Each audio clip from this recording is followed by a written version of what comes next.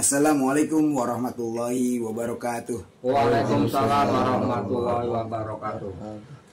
Alhamdulillahirrahmanirrahim. Dulur-dulur semua, saudara-saudaraku, pada malam hari ini kita berkumpul kembali ngopi disik, ngolah pikir, diskusi asik. Seperti biasa, kalau kita kumpul-kumpul di sini pasti ada yang jadi bahasan ya.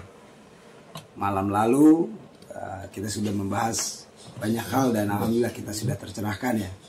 Malam hari ini kita kumpul lagi. Kebetulan malam hari ini saya tadi baru baca ada sebuah ayat yang bunyinya begini. A'udzubillahi minasyaitonirrajim. Bismillahirrahmanirrahim. Ud'u ila sabili rabbika bil hikmah wal mau'izatil hasanah. Wajadilhum billati hiya ahsan inna rabbaka huwa a'lamu bimman dhalla an sabilihi wa huwa a'lamu bil muhtadin. Yang artinya, serulah manusia kepada jalan Tuhanmu dengan hikmah dan pelajaran yang baik, dan bantalah mereka dengan cara yang baik.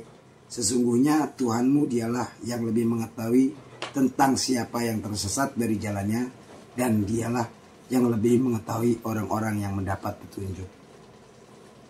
Maksudnya gimana? Jadi gini, saya mendengar gitu, ya pernah juga merasakan. Artinya ketika kita mulai mengambah dalam thoriqoh, itu aja ada aja yang menganggap kita itu lain, bahkan cenderung gitu kan, menyatakan diri kita itu sesat karena dianggap berbeda dengan mereka. Itu yang pernah saya alami ya. Jadi hal itu membuat saya terenyuh gitu kan. Nah, gimana teman-teman saya juga yang lagi ngambah, nah, ketika menghadapi hal seperti itu gitu kan, apakah mereka ini siap atau tidak dengan kondisi seperti ini gitu. Nah itu sudah menjadi momok lah ya, ketika kita berbeda dengan yang lain maka kita akan dianggap aneh atau sesat seperti itu.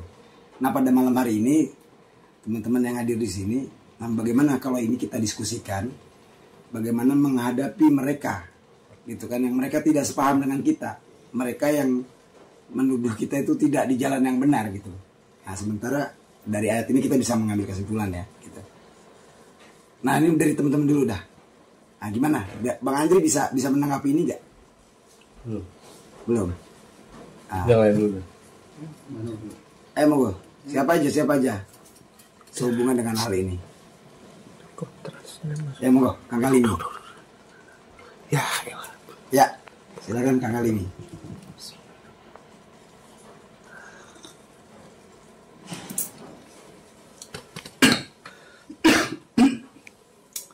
Assalamualaikum warahmatullahi wabarakatuh. Waalaikumsalam warahmatullahi wabarakatuh.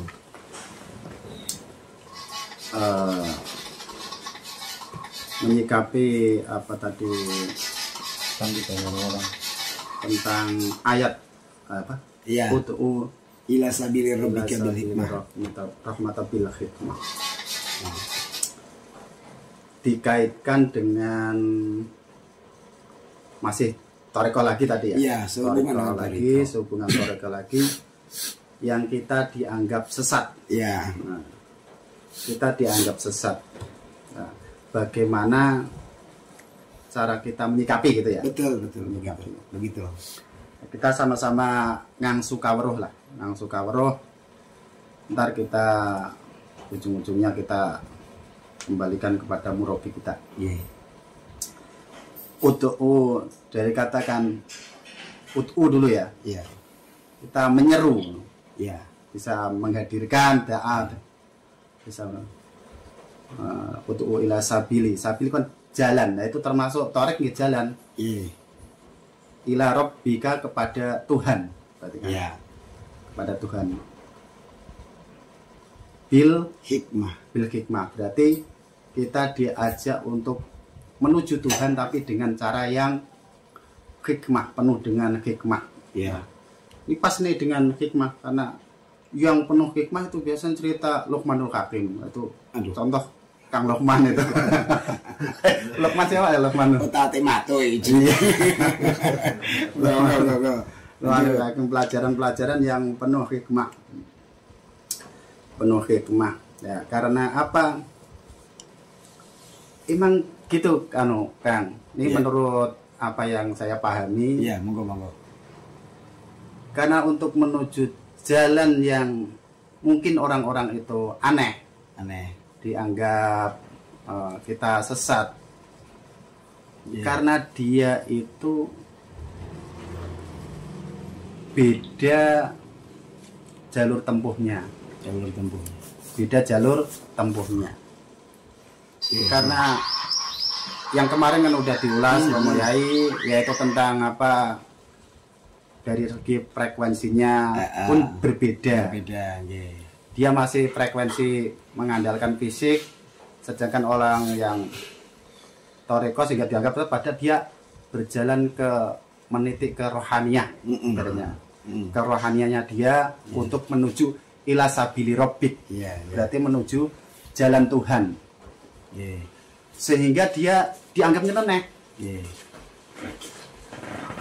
Karena dia menuju jalan Tuhan, dia titik fokusnya ke arah rohaniah, sehingga dia ini orang kok kelihatannya nggak sholat mungkin ya, apa banyak nggak zikir nggak apa gitu ya, sampai dia itu apa ya,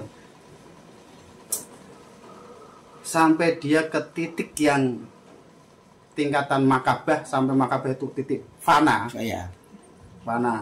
bilah ibaratnya kan. Dia dianggap nyeleneh karena nggak mungkin nggak pakai baju seperti yang kita pahami seperti zaman sekarang lah. Contohnya Gus Jakpar aja itulah, ya kan. Tapi para alim ulama mengakui bahwa dia itu orang yang istimewa. Padahal dia lagi gila. Tapi gila sama Tuhan.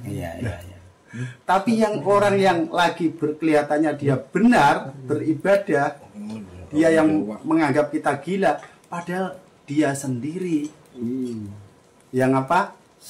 Yang belum mencapai tingkatan itu. Ya, itulah mungkin yang dianggap masih, kalau penasaran tentang apa. Nah itu nggak bisa secara kita anggap umum, itu tempuhan rohani kita, sehingga kita dianggap yang ajaran sesat lah. Ajaran sesat. Karena apa? Kebalikan, kalau seperti Siti Jenar itu kan dia pada bersyariat, tapi dia itu mengajarkan yang pokoknya dulu. Awaludin dulu. Ma'rifatullah. Berarti kan dia mengajarkan tentang ketuhanan dulu, ya entar baru ujung-ujung syariat. Berarti dari atas dia melorot gampang lah, melorot. Yang penting dia sudah tahu. Tapi lah itu kejebak gitu, sebelum sampai dianggap sesat sih itu. Juga kan? Nyeleneh kan? Siti Jenar dianggap sesat, padahal dia mengajarkan syariat juga, tapi belum nyampe, dia baru tahapan itu udah cap sesat. Udah dipenggal. Dalam artian penggal nih bukan penggal, mungkin ada yang penggal leher, ada yang cerita, tapi dipenggal karakternya. Tapi zaman-zaman sekarang udah muncul. Karena ajaran Jawa ini bangkit, muncul lah. Dari segi syariat pun muncul. Seperti yang Luqmanul Hakim tadi, ada MTQ apa tadi? Musabaqah tilawatil Quran, itu adalah menggunakan gending-gending atau nada Jawa, sehingga bukan qiraatus sab'ah aja, tapi qiraatus sama niyah. Nah itu kan dianggap nyeleneh. Tapi kenyelenian ini entar di ujung-ujungnya akan kembali dianggap sesuatu yang benar. Itu kan cuma prasangka, cuma don, nah, gitu ya. Tapi kebenaran al-haq mirrobi gitu. Berarti enggak. Syariat, tarekat, kaikot itu kesatuan. Cuma proses dalam metodologi itu ada yang lewat apa namanya dulu itu dasar langsung awaludin dulu, yang dari syariat ini dulu lah, yang untuk menaik itu yang susah memahami. Ya, kira-kira gitu. Kalau dari awaludin dulu memahami syariat mungkin lebih mudah. Tapi yang dari syariat untuk menuju ya. rutin. Nah itu yang berat sehingga kita dianggap-anggap yang nyeleneh padahal enggak. Itu suatu metodologi sama benarnya juga. Itu menurut saya. Iya. Mbak Nur ada mau ditambahkan? Ya, kalau zaman sekarang memang yang diajarkan itu memang syariat dulu ya. Syariat dulu. Nah terus gimana? Kita mau nyalahkan siapa? Iya. Apa dari ketuhanan dulu diajarkan dulu kan anak-anak sekarang yang diajarkan cuma syariat. Iya. Kalau kita kembali pembicaraan tadi kan ketuhanan dulu, Iya. jangan syariat dulu. Tapi zaman sekarang kebalik, syariat dulu baru Syariat ketuhanan. baru ketuhanan. Iya. Zaman Nabi pun juga gitu, diajarkan kan menyembah Tuhan kan, bukan syariat dulu. Iya. Sampai dia dianggap majnun itu kan hal yang luar biasa. Iya. Makanya kalau hal itu hal biasa aja lah. Kalau dianggap nyeleneh dan sebagainya itu sudah dari dulu lah. Ada sejarahnya. Ada sejarahnya. Oke. Iya. Oh, mau nambahin? Iya, nambahin. Udah. Oke. Ya, alhamdulillah dari sini saya bisa mendapat opini yang baik.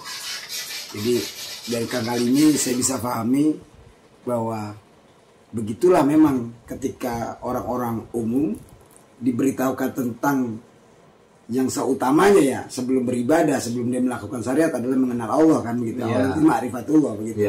Ketika ini dihadirkan dulu mereka guncang, nggak sepakat gitu kan. Nah seperti itu, makanya kita dibilang nyeleneh.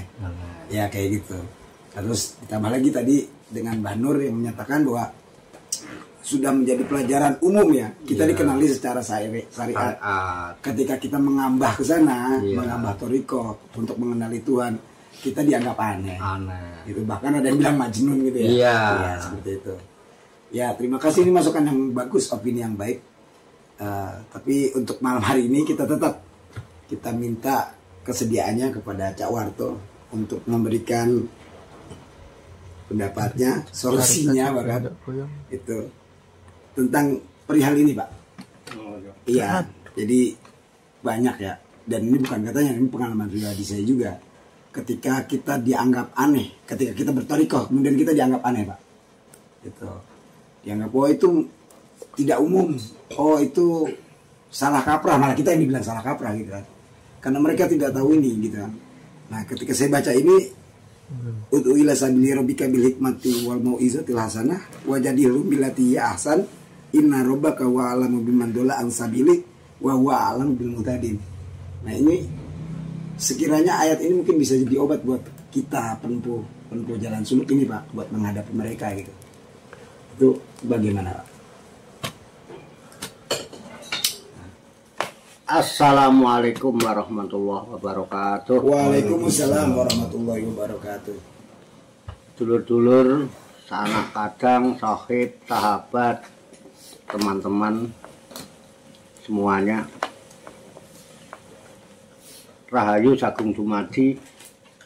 Semoga seluruh makhluk di alam semesta, baik yang kelihatan maupun yang tidak kelihatan, di setiap ruang dan waktu pada segala tingkatan senantiasa mendapatkan ketenangan, ketentraman, kenyamanan, keamanan, kedamaian, keselamatan, kesejahteraan dan kebahagiaan dari Allah Subhanahu wa taala. Dan semoga kita sekalian senantiasa mendapatkan limpahan kasih sayang, ampunan, barokah dan keridhaan Allah Subhanahu wa taala. Amin ya rabbal alamin. Masalah thariqah ya. Iya, masih kita. Ya, menurut saya ya biasa-biasa aja.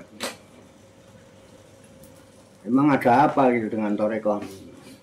Ya. Kayaknya nggak ada masalah. Ya, ini sepengalaman saya pribadi. Begini, Iya. mohon maaf.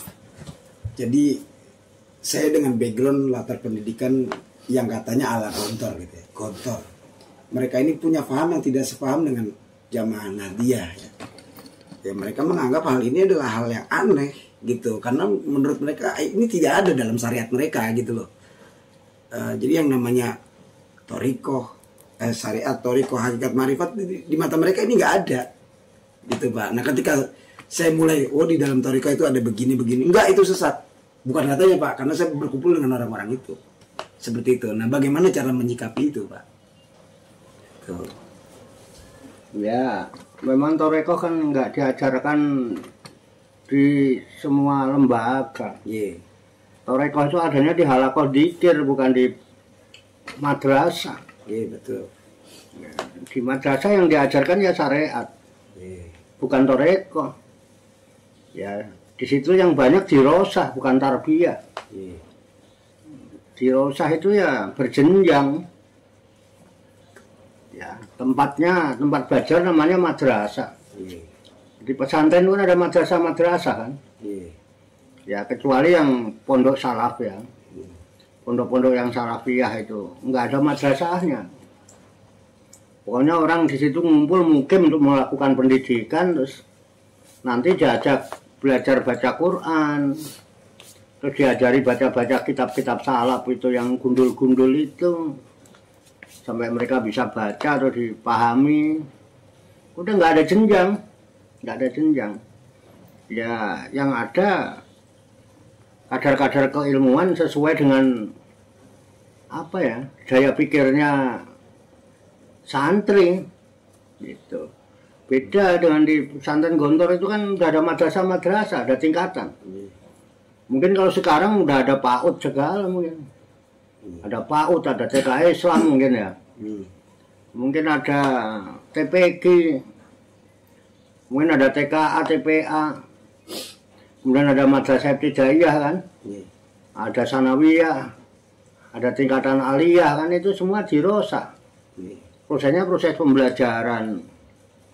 Itu terikat dengan berbagai kurikulum. Ya, nggak mungkin pelajaran anak TK diajarkan ke anak SD gitu ya.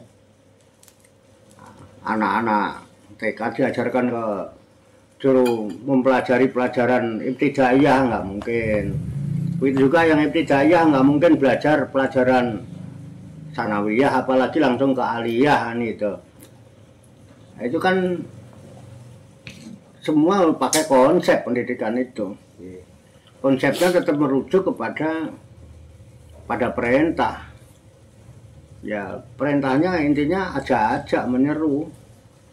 Yang disebut amar ma'ruf nahi mungkar, kemudian yang dijadikan rujukan ya perintah Allah.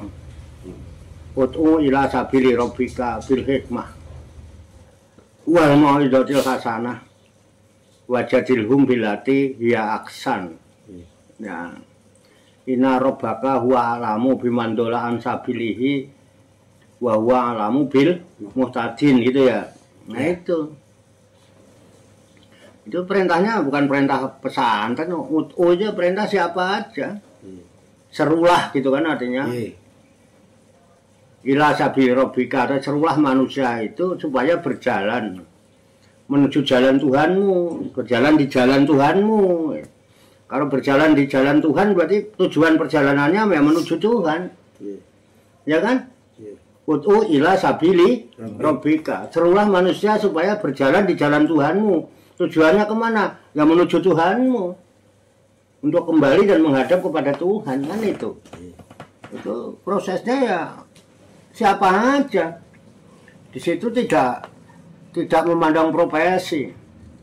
Nggak harus orang pondok lah. Ya kan? Nggak harus kiai, nggak harus ustadz, nggak harus orang pesantren, nggak harus. Orang tukang es juga bisa, tukang batu bisa, tukang las bisa.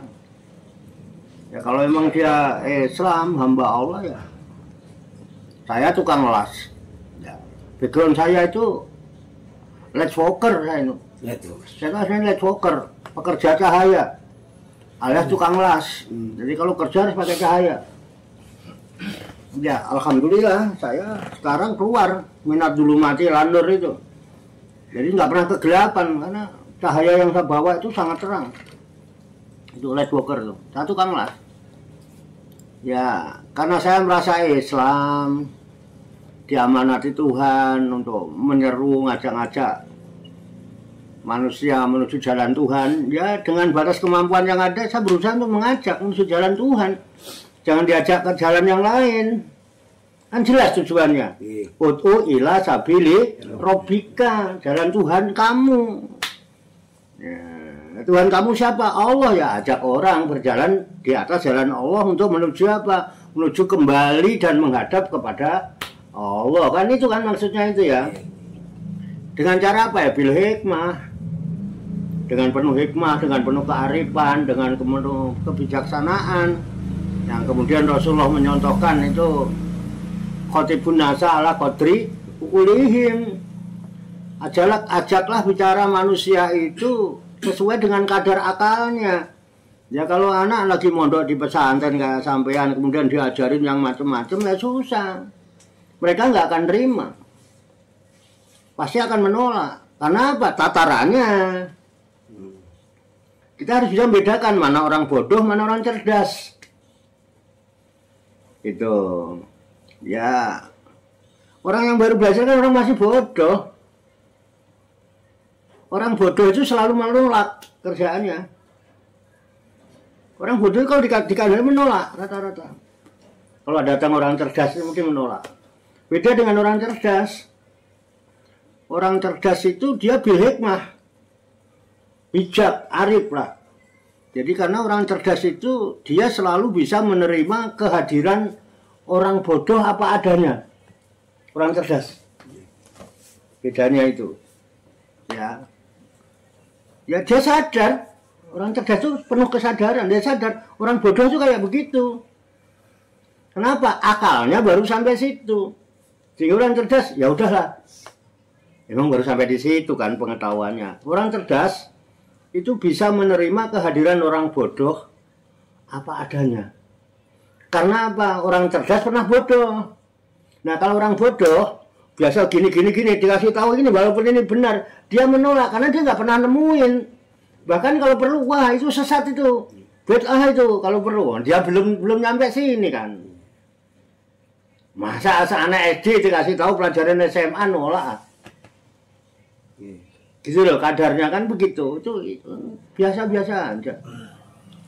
Kalau orang bodoh menolak kehadiran orang cerdas, itu ya udah biasa. Karena orang bodoh itu belum pernah cerdas. Aneh buat dia. Oh, dia belum pernah. Simpel nggak? Kata saya simpel ini enggak, saya nggak ada masalah. Karena memang dakwah itu begitu. Kalau memang ini kasih aja ajaran dengan cara yang baik, bil hikmah, wal mau'izatil hasanah, kasih nasihat dengan cara baik-baik, pelan-pelan lah. Ya artinya ketika kita berhadapan dengan saudara kita yang belum bisa wudhu, udah aja ajak belajar wudhu sama sholat, jangan diomongin toreko. Kita aja sok-sokan kadang. Kadang-kadang kita sok pamer, gue orang makrifat, gue orang hakikat gitu, hakikatnya, hakikat apa? Aku kadang-kadang yang ngono, kau ini ngomong harus apa hakikat-hakikatnya. Kan banyak itu. Itu harus arif. Nanti itu musyahadah, niat dulu baru musyahadah, ya. Tapi mumpul kata kau ini niatnya apa ya guys, jawab kadang-kadang. Nah itu kadang-kadang ya kita kurang arif. Sebenarnya nggak ada masalah, nggak ada ya. Emang jenjang syariat, rekod, hakikat, marifat itu kan jenjang. Dimensinya pun berbeda, terus urusannya pun berbeda. Udah, ajak dengan cara bijaksana, memberikan pelajaran, memberikan nasihat dengan cara yang baik ya. Yang baik apa? Sesuai dengan kadarnya. Udah jam wudhu aja belum bisa kok diomongin torekot barang. Ngerti torekot jauh orang. Wudhu sholat sih, nah kan udah, wudhu udah bisa, sholat udah bisa, oh kelihatan udah bisa lah, dilepas dong udah bisa sendiri. Nah bagi orang-orang yang sudah memahami syariat inilah, pelan-pelan diajak bicara torekot, digiring, itu digiring, gitu.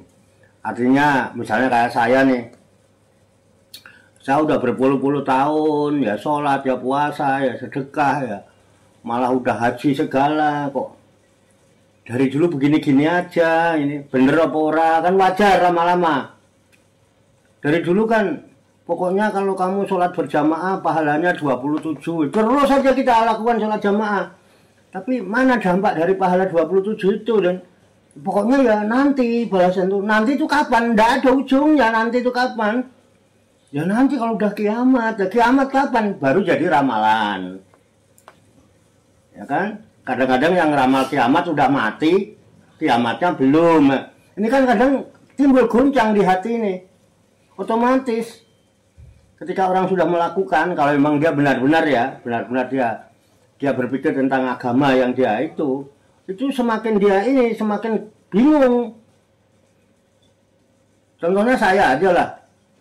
Saya belajar Islam kan belum lama. Ya lebih kurang 30 tahun lah. Awal-awal ya semangat-semangat aja. Pokoknya kamu harus wudhu, nanti sholat. Nanti kalau sholat pahalanya sekian-sekian. Nanti kalau kamu pahalanya udah seneng aja ngejar pahala. Cuman yang namanya diberikan harapan, ngarep-ngarep nggak kira-kira? Iya. Orang yang diberi harapan tuh ngarep-ngarep nggak? Ngarep. Ketika kita ngarep-ngarep tapi nggak nemu-nemu, yang diharap itu gimana kira-kira? Loh, 10 tahun rek, tapi durung juga. Jaring kok neng.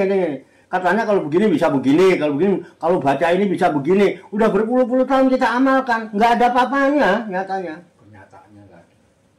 Gimana, Mbak? Ini bener apa enggak sih gitu? Gimana mau yakin gitu? Satu kepastiannya nggak ada. Bilang kita nanya-nanya ya belum tentu, nah itu kan. Ya nantinya kapan juga belum jelas gitu. Nah, ini nanti akan lama-lama.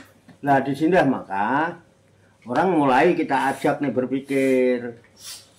Nek ngono terus mau sampai kapanpun ya kayak gitu terus. Karena apa? Semua itu dilakukan atas hasil pemikiran itu sudut pandang orang-orang alim lah.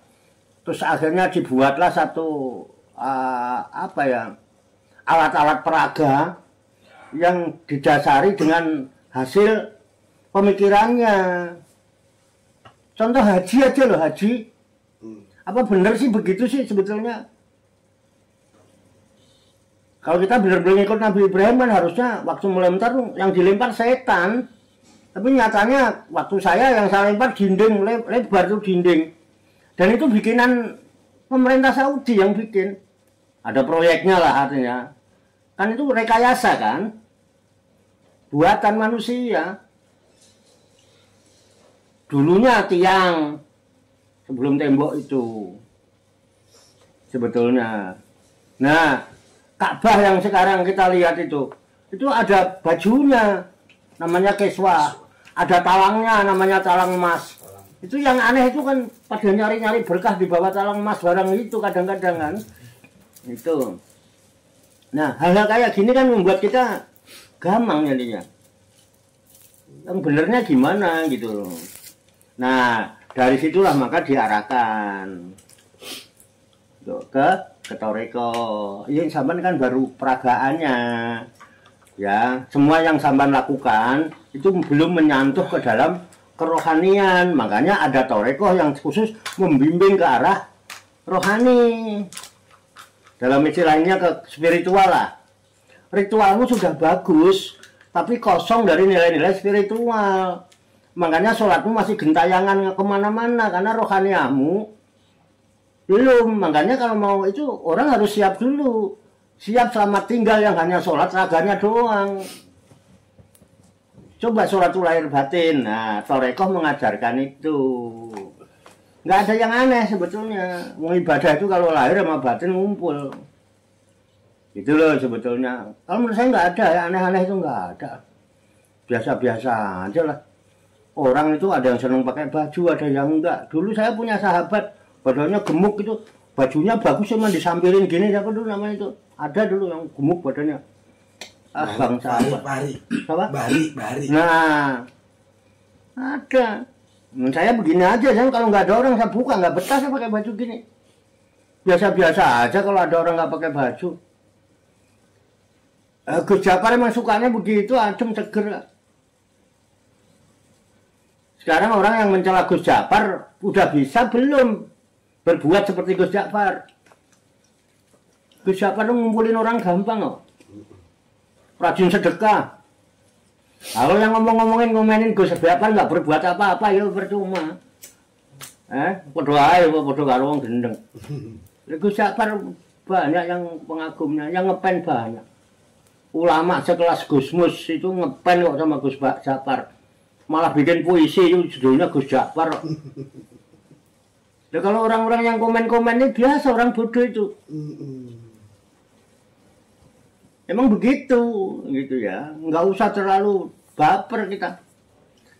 Jadi kalau menurut kita udahlah. Kita itu harus meyakini sesuatu dengan keyakinan kita.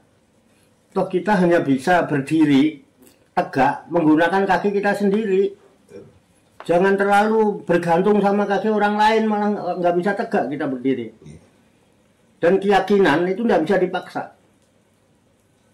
Percaya dan tidak percaya itu dua hal yang tidak bisa dipaksakan. Jadi udah biarin aja. Tinggal kita aja harus mantap. Harus memiliki keteguhan hati. Itu sebetulnya. Nggak harus bagaimana-bagaimana. Saya perasaan biasa-biasa aja. Saya nggak pernah ada masalah, saya jalani Amalia Toreko. Saya ilmu hikmah, dulu saya belajar. Nggak ada yang bilang macam-macam saya. Nggak ada yang bilang saya sesat atau apa, nggak ada. Belum sih. Dan saya juga belum berprasangka-prasangka sama orang mau nganggap saya apa, itu please-please aja. Gitu. Kalau menurut saya ya, nggak ada masalah. Ya, tapi kalau memang mau dibuat masalah ya memang karena dibuat kan. Tapi nyatanya emang nggak ada masalah, mau ngapain sih bikin masalah gitu. Ya kan, santai-santai aja kalau sampai sekarang. Jadi emang ya itu nggak semua orang sama. Ya kalau kita mau merujuk kenapa harus ada toreko, kenapa harus ya kita lihat dulu dalam toreko itu ada apa. Toreko itu yang diajarkan kan tasfiyatun nafsi, pembersihan jiwa, nguluntas jiwa yang tadinya jiwanya semrawut biar tenang. Karena orientasi toreko itu bagaimana jiwa ini tentram, mutmainah. Terus apa Rasul nyontohkan ya Rasulullah itu kalau uzlah kemudian kholwat itu apa namanya? Kan nggak ada di syariat. Kalau memang benar-benar harus mencontoh Rasulullah, harusnya orang-orang itu tapa harusnya. Kenapa mereka juga nggak tapa? Nabi Muhammad tapa loh, bolak-balik loh. Itu sejarah apa semua kiai-kiai cerita. Di Gua Hira itu Rasulullah ngapain? Kan gitu. Nah di Torikoh itu ada lah amalan anjuran-anjuran untuk itu. Namanya kholwat, uzlah. Itu diajarkan. Nah makanya kalau menteladani Rasulullah itu mesti jelas. Yang harus kita teladani itu kerasulannya apa sosoknya. Kalau dari sisi sosok, Allah aja perintahkan sebagai Nabi Muhammad. Qul inama ana basarumis lukum yuha ilayya. Nama ilahukum ilahu wahid.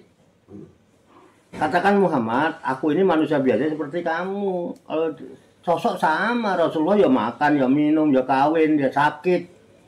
Ya lapar sama kayak kita. Terus yang kita teladani kan kerasulannya sebetulnya. Kalau seandainya nggak rasul, masa kita mau teladani sih kan karena rasul. Jadi kerasulannya itu lah. Risalah yang dibawa ya dicontohkan, diperagakan oleh Nabi.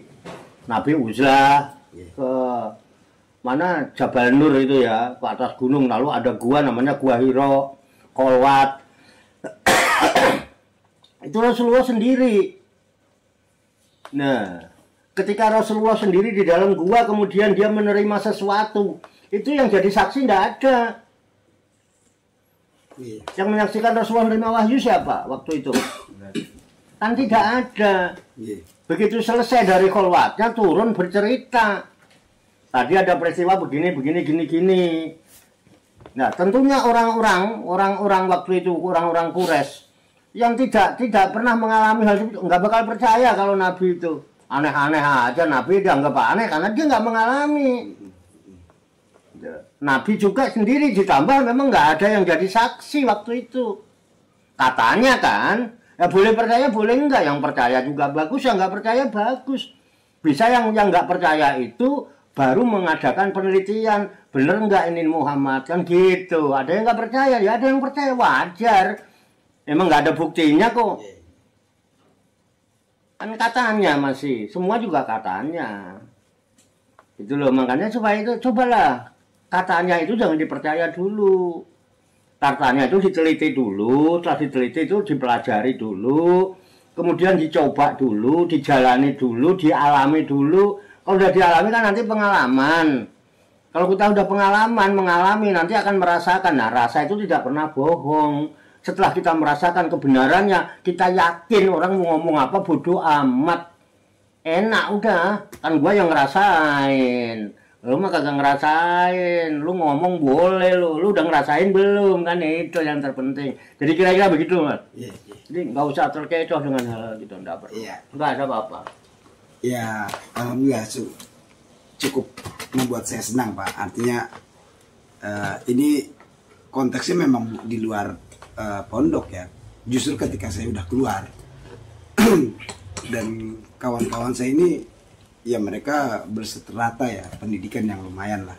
Ya artinya ketika ngeliat saya hanya sebatas guru ngaji dan tukang pijit gitu kan, mereka menganggap ya ilah begitu doang gitu kan, mungkin ya. Tapi tetap saya dari buku panduannya kok. Makanya justru itu. Jadi dari sini saya dapat pencerahan. Ya wajar aja orang dia nggak belajar kok, dia nggak mendalami itu, sehingga kita dianggap aneh, wajar gitu kan. Ya sikap kita ya memang harus begitu ya Pak. Iya, leko. Kemudian saya temukan juga kata-kata bil hikmah Pak. Saya pernah dengar dari Bapak itu bahwa benar, baik, dan indah. Itu cara kita berdakwah gitu ya Pak ya. Cara kita menyampaikan sesuatu benar, baik, indah. Itu. Terus juga ada kalau tulisannya di sini mau itu hasanah. Wal maizatul hasan wa jadi sumbilati ya hasan. Nah, saya ingin dapat kejelasan dari Bapak. Yang tadi ini udah selesai, udah clear buat saya. Nah, selanjutnya ini tentang bagian dari ud'u ila sabili rabbika bil hikmah. Nah, yang saya pahami dari Bapak kemarin itu bahwa ada benar, ada baik, ada indah. Menyampaikan ajaran agama ini kalau itu benar tapi tidak baik, itu akan sulit diterima orang. Kemudian itu baik, itu benar, itu baik, tapi tidak indah, orang tidak akan merespon dengan respon yang baik juga gitu.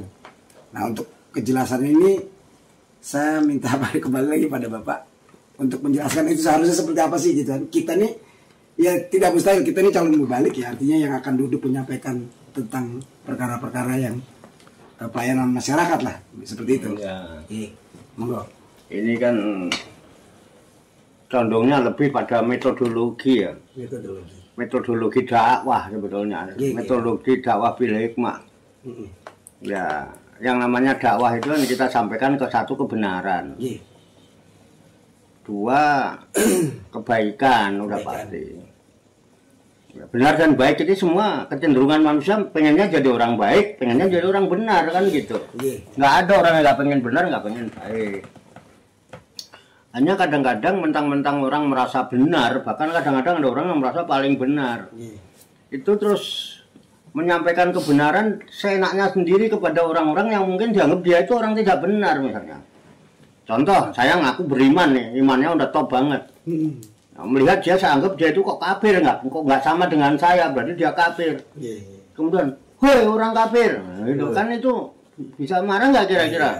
Marah. Padahal benar ya Mas, menurut saya yang iman, saya nganggap saya iman, benar. Ya, saya menganggap benar dia salah misalnya. Nah, itu kalaupun benar dia, itu dia kafir, kita iman, benar, tapi caranya itu sangat gimana itu? Hei orang kafir. Itu. Jangan lu nggak kereta misalnya. Kalau pengen kamu jaya, pengen selamat, kamu harus punya kendaraan yang bisa mengantarkan kamu menuju kejayaan dan kebaikan itu. Kan baik itu. Saran yang baik. Tapi dengan cara hei orang kafir itu tidak indah. Ada kebenaran, ada kebaikan disampaikan. Itu kan bagus sebetulnya ya. Tapi jadi karena tidak indah, orang nggak bisa nerima.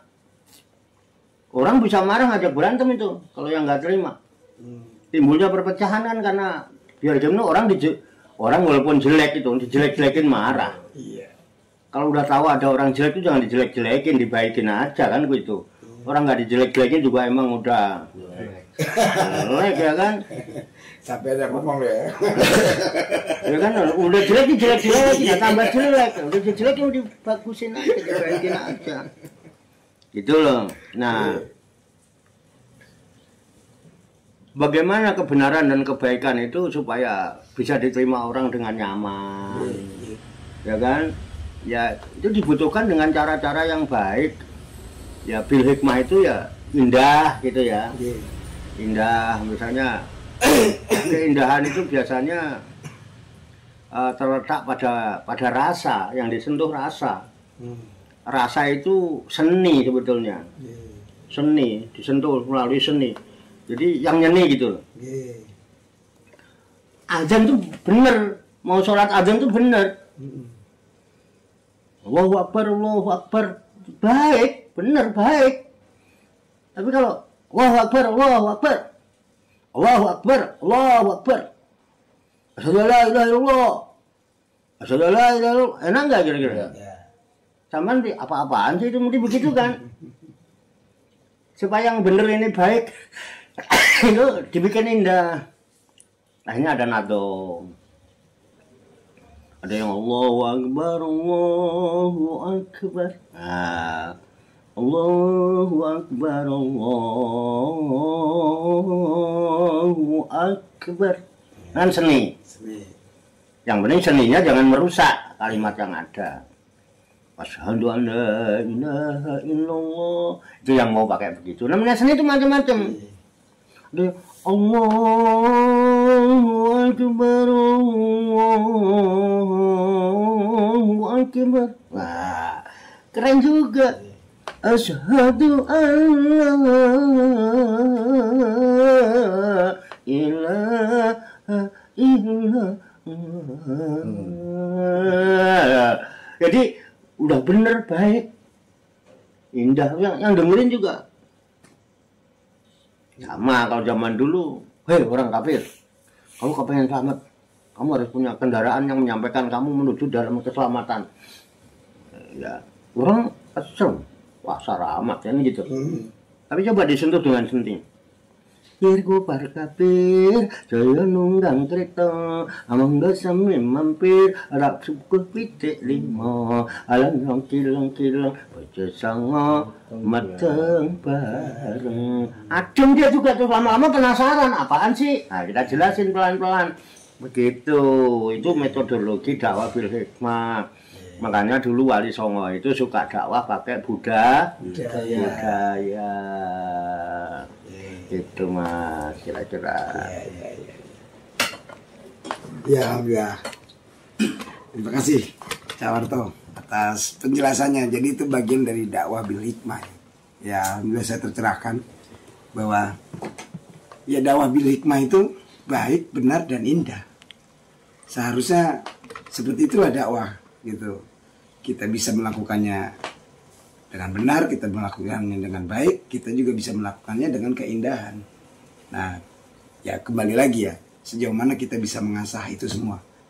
Kita gulawantah, kita ecawantah, seperti itu. Nah, untuk selanjutnya gimana teman-teman? Gitu, Mbah Nur, ada yang mau ditanyakan atau didiskusikan di sini? Monggo. Monggo. Pengaji. Ini dulu. Monggo. Masalah hikmah tadi ya. Iya, silakan. Sekali ini.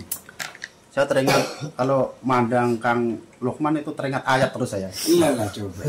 Di dalam Al-Qur'an Luqman ya. Luqman. Iya, surat Luqman. Itu juga dia mengandung hikmah. Dia Luqman itu bukan nabi, bukan. Dia seorang budak. Ya. Tapi dia diberi keistimewaan Allah di dalam dicantumkan dalam ayat Al-Qur'an. Luqman. Ya. Dia bukan ucapan aja tapi perbuatannya juga cara mendidik anak dengan penuh hikmah. Ya. Ada suatu cerita ya. Dia ngajarin anaknya pergi ke pasar.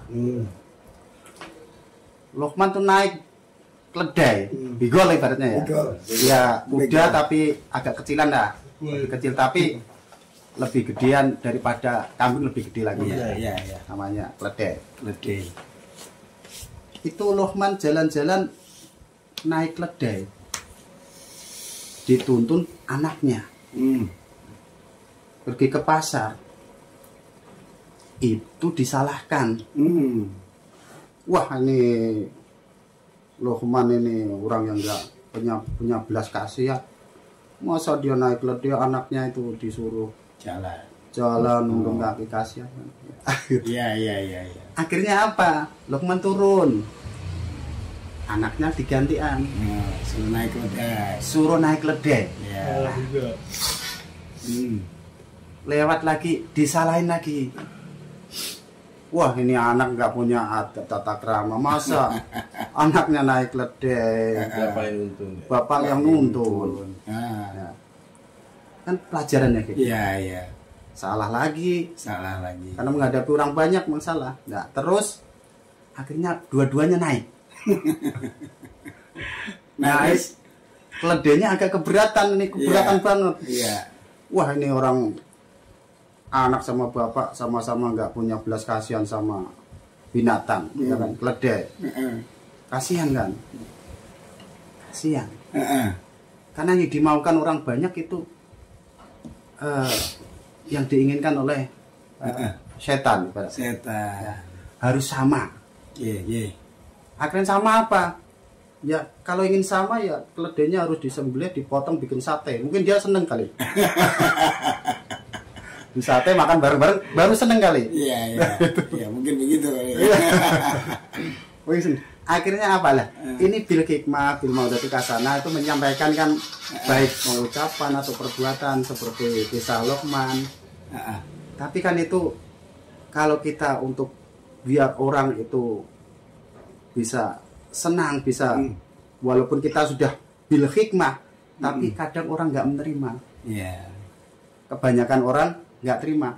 Itu Pak Parsot nggak ada di sini ya. Itu ada ayat kesukaan Pak Parsot. Favorit. Iya. Wa in tuti aksaroman fil ardi yudilluka an sabilillah.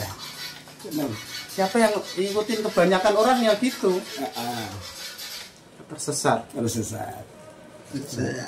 Iya. Dari jalan Allah, kembalinya lagi nanti. Tadi yang dianggap nyeleneh lagi.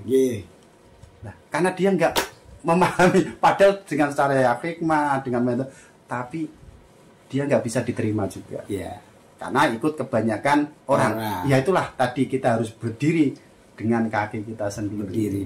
Kalau kita pakai sudut orang baik supaya orang itu seneng dengan apa yang kita dakwahkan, apa yang kita serukan, itu nggak mungkin.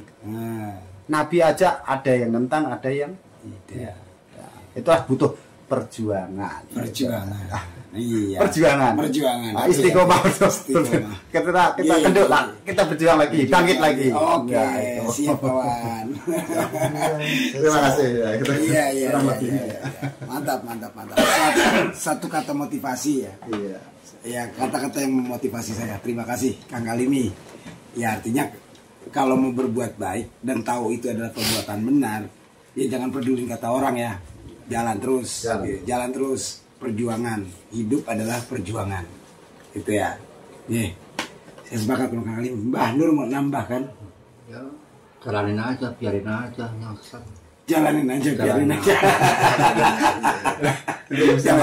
dia belum tahu. Iya, kita udah kasih tahu, masih ada penolakan ya udah. Iya, jalanin aja dulu ya, Bang. Oke. Yang penting ngabah ya, Bang. Iya. Iya, Bang Andri.